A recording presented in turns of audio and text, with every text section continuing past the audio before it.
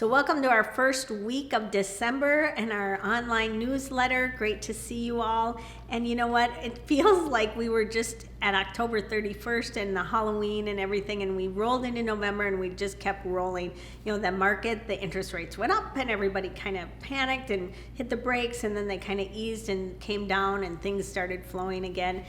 But really, if you're thinking of moving, what's going to happen in 2023? And so Stephanie Reineck and I are going to discuss that. So everybody always asks us, what's our predictions? Mm-hmm. We wish we had a crystal ball. Or an 8-ball. Shake it up. Likely so. But no. you've kind of dug into some numbers, you know, looked into what some of the experts are saying. You have 5. What are they? That's kind of part of my ritual every day. I'm reading all the different, publications and the experts and chief economists, and I kind of land on one that's Inman, who's a Windermere chief economist. He seems to be always pretty reliable.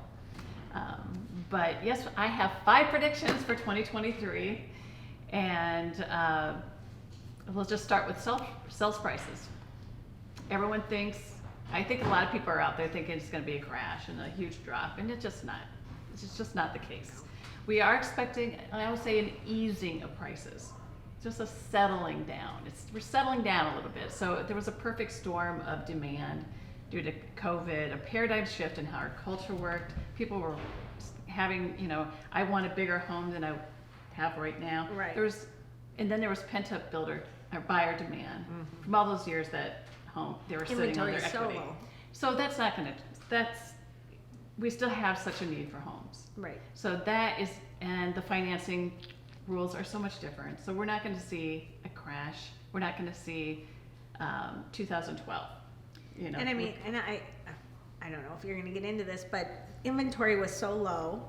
Inventory's increased, but buyer demand is still outpacing the inventory. Yes, that's where we're at. So the price nationally, they sell like a 1%. Okay, all the major metropolitan areas, they take this index, and it was about 1% drop from August to September. 1%.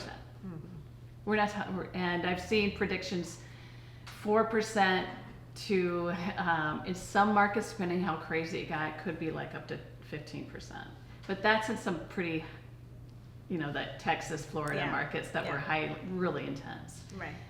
How is that playing out here? Like right now, honestly, Twin Cities, year to year, the price was actually up. It was down from last month, but it was still up from the year to year. So is it playing out yet here? Not so much, a little bit, but not drastically. Yeah, we probably won't see that till summer sometime. No, it's gonna take some time, and even here, I just pulled Stillwater. Yeah, we're seeing some price reductions, but it's still total of the active listings. We're just about down 4%. So not, it's settling back to normal pricing. Number 2 prediction is mortgage rates will decrease. Really? It will happen. It will happen. They already have a little. They have a little, and you're going to see like tiny adjustments. The Federal Reserve does not control mortgage rates, but they do have a huge influence on them, and they're doing a balancing act, trying to address the inflation, while not hurting the economy too much. So I think as they play with that, and economists agree that a lot of people are looking at maybe a decrease in interest rates, maybe getting into the 5s and like fall. So it will be kind of a slow and steady. It's kind of like the increase them, they'll probably decrease them in that kind of same fashion. But remember, when those rates go down, buyer demand increases. I know. So I mean, I wouldn't wait just because. I wouldn't be waiting for 3%. No. If you're going to be waiting for 3%, you might as well just not even plan on buying a house for a good long time, because I think those days are behind us for foreseeable for future. Right. So then you have to just kind of ask yourself, really, what is my goal? Right. Exactly. And not get hung up on a 1% point here and there. Third prediction, you can do 3, is inventory. We touched a little bit on this, but don't expect huge loosening of inventory. It's just, we've been tight for a very long time. We've never really caught up to where we need to, the buyer demand. Right. So if you're expecting 2012, where there's all this inventory sitting there, And a shift to a buyer's market. shift to a buyer's market, it's not going to happen. We're loosening up a little bit. And when I say that, I say, okay, now we're maybe 2 months inventory, meaning it takes, for the inventory we have, it'll take about 2 months to sell. And the balance is at 6. And to get to a buyer's market, we would need more than 6 months of inventory. We are a long ways from that.